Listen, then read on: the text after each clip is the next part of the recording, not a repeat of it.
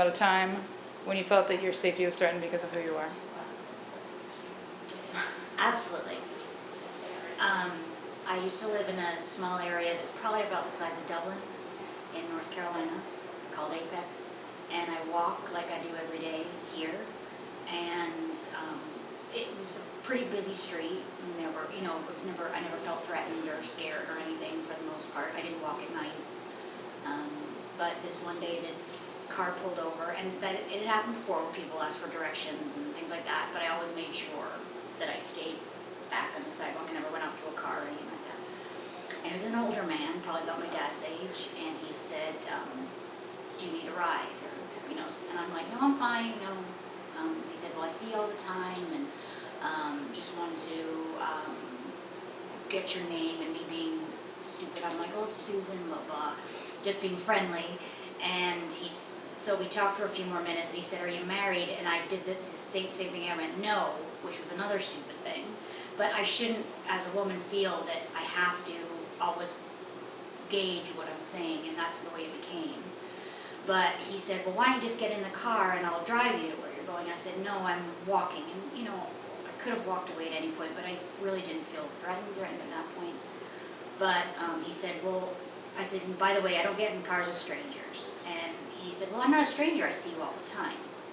So that was kind of, and just prior to that, about a month before, I had been to a job interview, and I went to the store and picked up bread or milk or something really quick. And then when I got home, I ran upstairs to take the dog out. When I came down, there was a note on my car. And I thought maybe someone had backed into it. I started, all the things that you think. But there was a note, and I swear it was this man probably, just because of, and it said, I think you're really pretty, and blah, blah. And I liked how you were wearing this, I was wearing a black, it was like an appropriate interview outfit. But I just felt kind of creeped out. But anyways, I never knew for sure, but I always thought it was him. So after that initial day where he pulled over, I would see him periodically, and he would always wait. And so this one day I was going to take, it was just after Christmas, and I was going to take something back for my son at the store. I always tried to make a job for myself, I would go do something so the walk didn't always feel like it was exercise. And he pulled over again, but this time it was in the middle of the street, but he was in the turning lane, the left turn lane, so he probably would have been holding up traffic. And he said, oh, where are you going? And I said, I'm just going to the store. He's like, just hop in, go for coffee or something, I'll take it. And I said, no, it's fine, I just like to walk. He's like, just get in the car. And at this point I'm starting to feel, and so I just said, no, I'm going, you better holding up traffic. So there were probably 2 or 3 more instances where he would slow down the car when I was walking, and I would just keep going. I told my son at this time, Campbell, that was he was 17 or 18, and he's starting to get really pissed off. And then one day I was going to the post office, and it's a pretty small place, but it's not one of those places where everybody knows each other, but I knew, because of things that had happened in past life, I knew a lot of the cops. And I went to the post office one day and noticed that he followed me into the post office.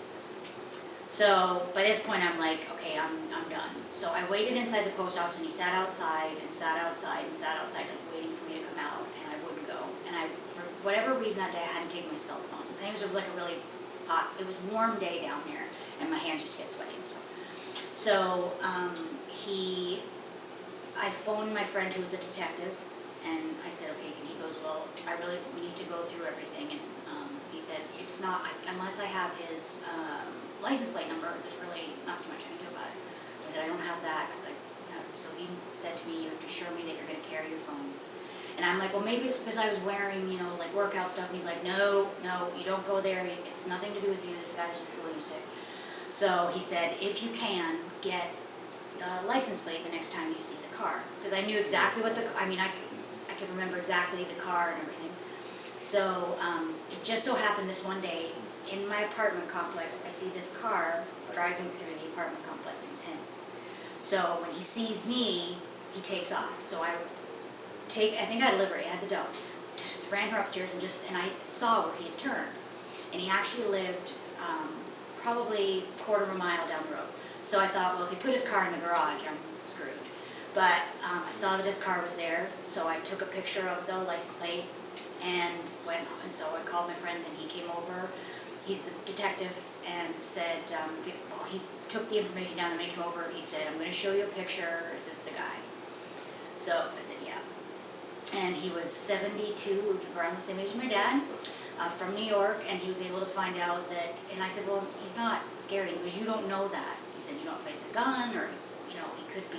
He said, I will tell you that he has been charged with domestic violence before, and one of the domestic violence charges was against his daughter-in-law, who ended up with something wrong with her face, but he said he opened the fridge door on her, and that's what did it. And, you know, you and I are, you know that opening a fridge door isn't going to crack a bone or something in someone's face. So he goes, whichever it is, just be. I also had a friend who was a U.S. Marshal, so I talked to him, and he said, just start reporting everything.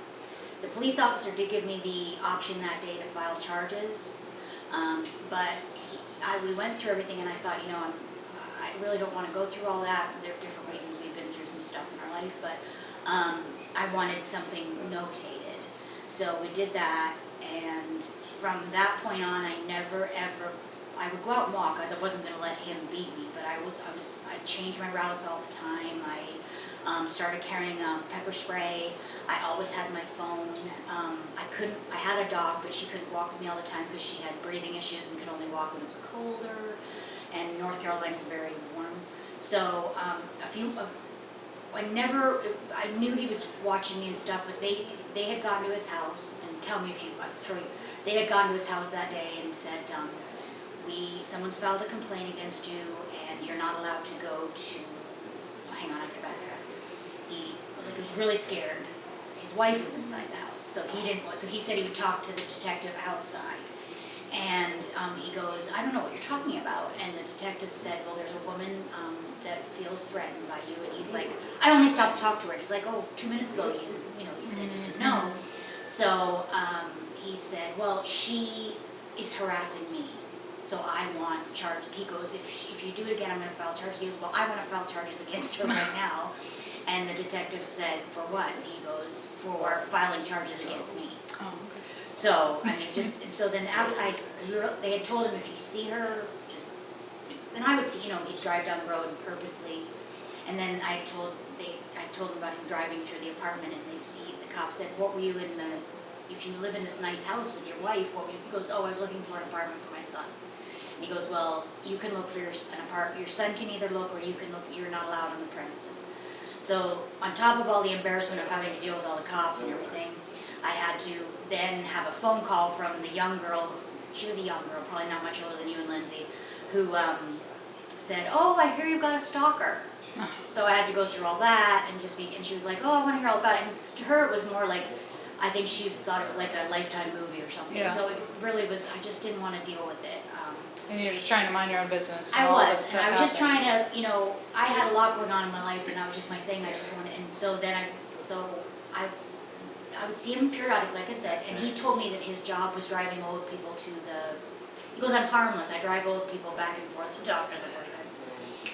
And then this one day, I was where we lived, there was like a mall with a Target and a Lowe's and, Home Depot, that kind of stuff. And that's a route I would take quite often, and this one day, I was just walking like I normally do, and I saw him, and he didn't see me. So he thought I didn't see him, but he'd obviously seen me, is what I mean. So Okay. I stopped, and outside of the Lowe's Hardware, there was it was summertime, so there was, like benches and swinging, yard sets and everything. So I just fooled around, walked around there just trying to wait for him. And he pretended he dropped whatever he purchased so that he would stop and it would look like we would meet like this. And I knew that's what his plan was, so I just sat there. And, in retrospect, I probably should have went into the store, but I just thought I'll just wait it out.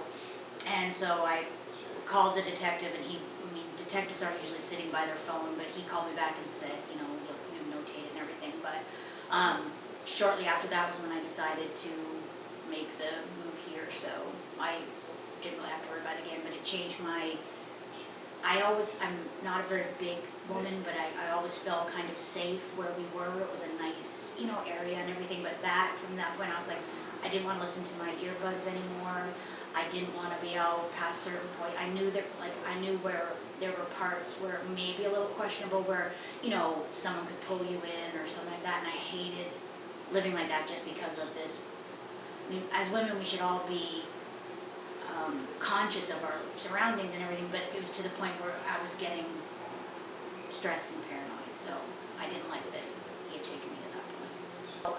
Just got married at on New Year's Eve, and in the process of meeting and everything, my new husband, I was coming up here to visit from North Carolina before I made my final move, and I had come up here.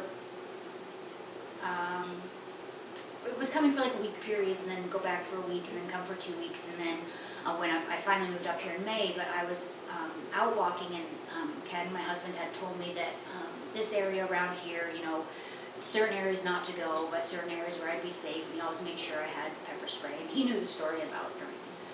But he said this area right here should be safe, especially at lunchtime, because there's people out walking and it's nice, and from I'd noticed that there's cops everywhere. There's a station just down the street, but I always see them kind of patrolling in and out. So, I mean, I was about to say this is the safest place I felt, but I've actually, walking in New York City at night, I felt the safest I've ever felt in my life, and I know that's the weirdest thing, but I was there on business, and I walked around, and nothing happened. So, I was walking around out here and just enjoying getting to, that's how I learned about Columbus, was, you know, just walking around and learning the streets and Short North and German Village and all that, but for this time I was just walking around here. And when you're running or walking, there's a certain etiquette that you have that you don't want to be like, if I walk up, I don't want to be walking right behind someone, because it's kind of weird. And so this one day, this guy who was probably about 6 foot tall, about 300 pounds, was standing on the curb, and I was right here on the curb, and I thought, well, what I'll do is when traffic's clear, I'll kind of jog a few steps so that it's not awkward, because you're not like, you know, walking like, hello, you don't even know the person. So I scooted across maybe just 20 steps, and then I just started my fast walking pace again. Well, we intersected again. He came right up to me and right in my face. Now, and I'm probably 6'1", 6'2", and 300 pounds, like a big guy. And he said, and I'm paraphrasing because I don't remember the exact words, but it was something to the effect of, what did you think, I was going to rape you or something, that you had to run 20 steps to get away from me? And I'm not one of those people, I'm not quick on my feet, that where I can think of something, and I was just like, oh, so it freaked me out, so I walked away. And then I was mad, I'm like, I was saying to myself, that was really stupid, like I should have said something. But it's always that fear of, you know, he's bigger and all that stuff. So, and you never know nowadays what people are going to do. So we walked around again, and then I thought, screw this. I actually said something worse, but so I took my phone and I went up and from across, I took his picture. And so he starts yelling, taking my fucking picture, I'm going to be your worst fucking nightmare and all this. So anyways, so I flagged down a cop and I said, this is what happened. And I said, I'm just a little bit weirded out. And the picture that I took was blurred, and he had a name badge on, but so we couldn't see it. So the cop just said, I'll write it out, just avoid him and blah, blah. And he said he probably just thought, you know, he was weirded out. But I'm like, the rape comment? Like, that's just so random. Like, I could see a guy being like, oh, you don't need to be scared of me, but what'd you do? I was going to rape you? Like, it's just very random. So I did, about a month later, Ken and I had talked about it, and he said, just don't go at the times he goes. And here I go again. I'm like making my schedule around someone else, but better to be safe than sorry. So I said, I'll go at this. Well, this one day he happened to be out, so he pulled out his camera and just started like click, click, click, click, click, click, click. So I was just done. I'm like, I'm so mad about having to, you know, conform to these men. So I ran over, because I was only brave because there were a lot of people around, and I said, okay, you're just a big bully and whatever. I said, I hope one day that someone doesn't do this to your mom or your wife or whatever. And he's like, you thought I was going to rape you and blah, blah. You said, you're just paranoid. And just, so I don't know how it ended, but I basically walked away and flipped him a bird and walked away. But I felt sort of more empowered, because it was probably not a very smart thing to do, but I was just so annoyed that he felt that he could do that to me still by taking the pictures and everything. So, But you confronted him and you felt better. I did feel better. I was probably not the smartest thing I've ever done, but I did feel a lot better. Because I think it was just a culmination of, there's been a lot of men who have done things that I wish I'd have said something at the time, but I never did. And it's just because I was raised more that way, and it's like, my mom was always like, you don't talk, you don't do this, even though she's very confrontational, we weren't allowed to be with her, so she'd always say, like, you can't say things like that, so, and I think I've always been a pleaser, and that's a hard thing for me to justify when you're born and you like, I still am a pleaser, but you don't want to upset people.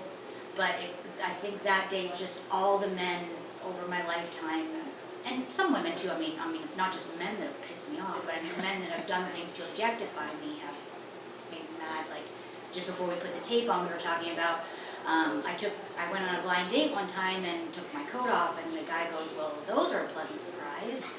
I mean, it's just, and then it was on Match.com, and so I'm going out with guys who are lying and saying they're not married, and then I find out they are, and then guys who, one time it was on a Match.com profile, and the guy sent me a note and said, you're the prettiest thing I've ever seen, I'd love to meet you, and I think you're amazing, and I didn't answer him, and I mean, there were just some times that and it's easy on a computer because you don't have to answer, so I guess he saw that I clicked on the email and never answered him, so I got this note back like, you're the ugliest fucking bitch I've ever seen in my life. I hope, it wasn't like you died, but I hope something bad happens to you, just because I hadn't responded to an email. So it's not just in person that these things have happened. And then I'm so bothered by things like that for months I thought about it and said, well, maybe if I'd have answered, he wouldn't have been so mean. And, it's like, I'm trying to change that about myself, but I think after 51 years almost, it's not gonna.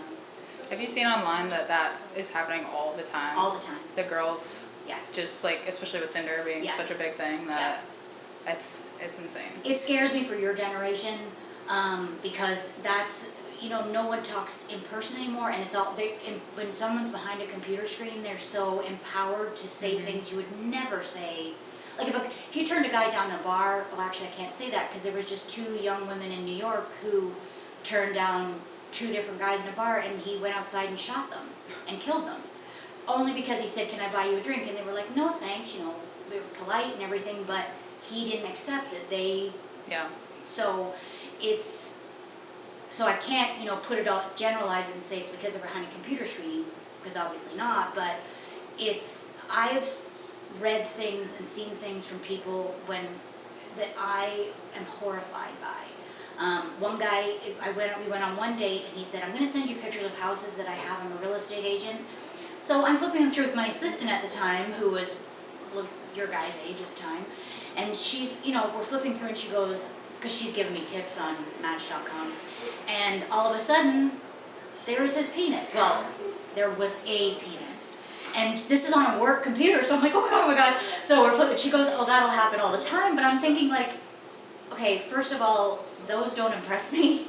I wasn't impressed by the houses, and then to get that. So then, he sent an email and said, did you get the pictures? And I'm like, yeah, and I didn't appreciate them. And he's like, why? I thought you'd be interested. And it's just, like, you're a 50-year-old man, like, no. Hey, why do they think that's a thing to do? Like, you're going to be like, oh, take my clothes off and, like, let's go to bed. Do you think that's ever worked? Never.